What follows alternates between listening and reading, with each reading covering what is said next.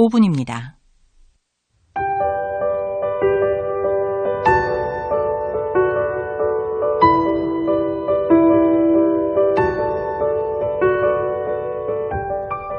오늘의 은혜로 이 시간은 홍성 홍원침례교회 이문용 목사님의 말씀을 전해드립니다.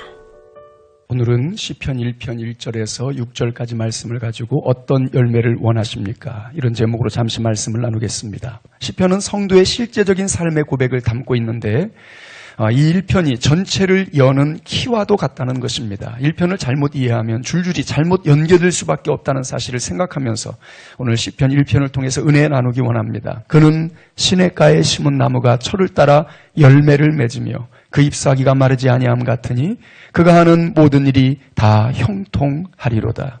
철을 따라 열매를 맺고 잎사귀가 마르지 않고 하는 모든 일이 형통하고, 정말 멋진 말씀 아닙니까? 평소에는 누구나가 잎사귀가 푸르고 열매가 가득하지만 가뭄이 극심하고 환경이 열악한데도 여전히 잎사귀가 푸르르고 열매를 맺는 그런 삶, 얼마나 복된 삶입니까? 3절의 이 축복이 지금 이 메시지를 듣는 여러분에게 가득하기를 축복합니다.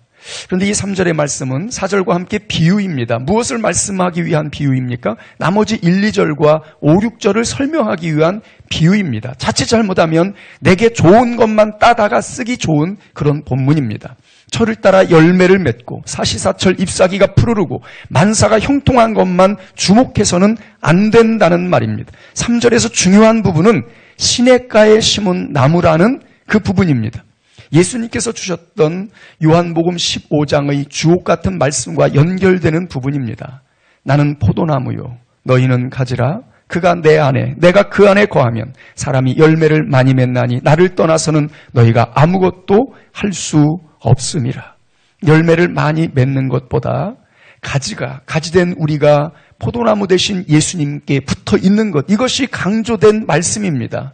예수님과 붙어 있고 시냇가에 심은 나무로 살아야 되는데 그것보다 세상적인 열매와 형통과 푸른 잎사귀만 생각하면 안 된다는 말씀입니다.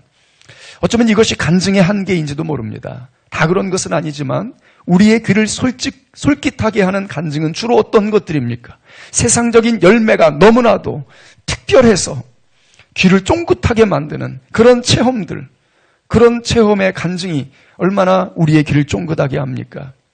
더 중요한 것은 예수님과 얼마나 더 친밀한가, 얼마나 더 강하게 예수님과 붙어 있어서 그 진액을 통해서 오늘을 살아가고 있는가 하는 것이 중요한 것 아닙니까? 여러분도 그런 열매를 추구하십니까? 여러분이 원하는 궁극적인 열매는 무엇입니까? 시냇가에 심은 나무라는 전제하에 우리는 철을 따라 맺는 열매를 추구합니다. 세상은 자꾸만 풍성한 열매에만 주목합니다. 어떻게든 열매만 잘 맺고 보기에 좋고 비싸게 팔면 되지. 여러분 조심해야 합니다. 우리 현실은 철을 따라 맺는 열매가 아니라 아무 때나 얻는 열매를 추구합니다. 어떻게든지 성적이 잘 나오면 되는 것이고, 어떻게든지 돈만 많이 벌면 되는 것이고, 어떻게든지 잘 살면 되는 것이고, 어떻게든지 인기 끌고 원하는 것을 손에 넣으면 되는 것이고, 정말 그렇습니까? 성도된 우리가 추구하는 열매가 그런 열매입니까? 아닙니다. 시냇가에 심긴 나무로서 철을 따라 맺는 열매를 추구합니다. 예수님과 딱 붙어서 적절할 때, 하나님의 때에 맺는 열매를 우리는 추구한다는 말입니다. 그러므로 열매가 보이지 않아도 하나님의 정하신 때를 믿고 신뢰하며 기다립니다. 그래서 믿음은 기다림입니다. 성경이 얼마나 빈번하게 반복적으로 철을 따라 맺는 열매를 기다리라고 말씀하시는지 모릅니다. 하박국서 2장에서는 말씀합니다. 이 묵시는 정한 때가 있나니 비록 더딜지라도 기다리라. 지체되지 않고 정령 응하리라. 갈라디아서 6장 9절 우리가 선을 행하되 낙심하지 말지니 피곤하지 아니하면 때가 이름에 거두리라. 시편 37편 말씀은 유명합니다. 여호와 앞에 잠잠하고 참고 기다리라. 자기 길이 형통하며 악한 꾀를 이루는 자 때문에 불평하지 말지어다. 분을 그치고 노를 버리며 불평하지 말라. 오히려 악을 만들 뿐이라. 예수 그리스도를 믿어 구원받은 성도로서의 자존심을 가지고 우리는 열매를 추구해야 합니다. 아무 열매나 덥석 따라가지 말고 붙잡지 말고 제대로 된 열매를 맺어야 합니다. 이를 위해서 시냇가에 심은 나무처럼 주님께로 뿌리를 깊이 내려야 합니다. 철을 따라 맺는 열매가 중요합니다. 좀 더 구체적으로 이해하기 위해서 시편 1편의 다른 구절을 통해서 우리는 접근해 볼 수 있습니다. 3절은 비유지만 나머지 구절들은 실제적이고 직선적입니다. 좀 불편할 수도 있습니다. 시냇가에 심은 나무란 1, 2절에 의하면 어떤 나무입니까? 악인들, 죄인들, 오만한 자들과 함께 하지 않는 사람들입니다. 세상 풍조, 그저 아무렇게나 살아가는 그런 삶을 따라가지 않는 이들입니다. 대신 하나님의 말씀을 즐거워하며 그 말씀을 밤낮으로 묵상하고 따르는 사람입니다. 정말 세상 사람들이 볼 때는 바보 같은 사람들 아닙니까?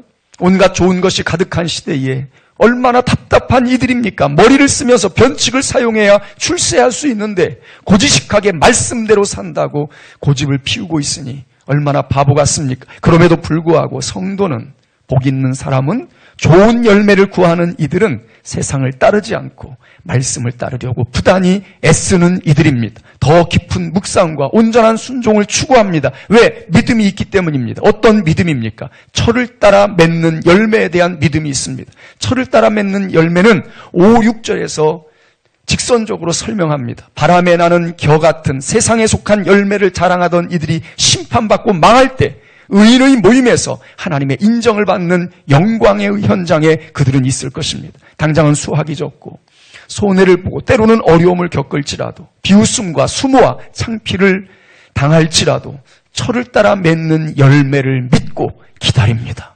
그리고 그 믿음은 결코 헛되지 않을 것입니다. 그의 눈에는 세상 열매를 자랑하는 이들이 들고 있는 그 열매가 바람에 날려갈 겨처럼 보입니다. 어느 순간 겨처럼 날아가 버릴 것들인데 혀를 차면서 안타까워하는 이들입니다. 성도는 하나님의 때에 반드시 최고의 열매를 맺을 이들입니다. 믿음으로 기다립니다. 역전이라는 단어를 아십니까? 말씀을 쫓아 살아가던 이들이 때가 되면 극적인 역전을 하게 된다는 사실을 우리는 믿습니다. 요셉의 인생 역전을 아십니까? 계속해서 실패하고 넘어지고 고통당하고 억울하고, 그러나 그의 인생 역전, 결국에 그는 최종 승리자가 됩니다. 마지막 이기는 사람이 진짜 이기는 사람입니다. 부자와 거지, 나사로의 역전을 예수님께서는 말씀하셨습니다. 이 땅에서는 부자였지만 저 음부에서, 이 땅에서는 거지였지만 아브라함의 품에서 가장 놀라운 역전을 보여주시는 분은 우리 구주 예수 그리스도이십니다. 성육신하셔서 이 땅에 육신을 입고 오셔서 고난과 십자가의 길을 걸어가신, 죽기까지 낮은 곳으로 내려가신 예수 그리스도, 그분, 그런데 하나님이 그를 지극히 높여 모든 무릎을 그 앞에 꿇게 하시고 가장 높은 곳에 세워지셨습니다. 썩어질 열매를 붙들고 살다가 하나님 앞에 열매 없는 부끄러운 모습으로 서든지, 하나님의 말씀을 붙들고 평생을 살아가면서 철을 따라 때를 따라 성품의 열매, 빛된 삶의 열매, 전도의 열매를 맺어 가지고 하나님 앞에 나아가 인정을 받든지, 여러분이 선택하십시오. 어떤 열매를 원하십니까?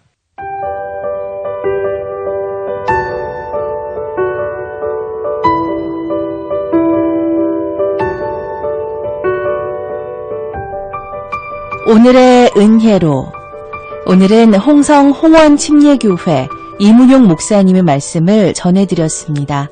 오늘 말씀은 대전 CBS 홈페이지를 통해 다시 들으실 수 있습니다.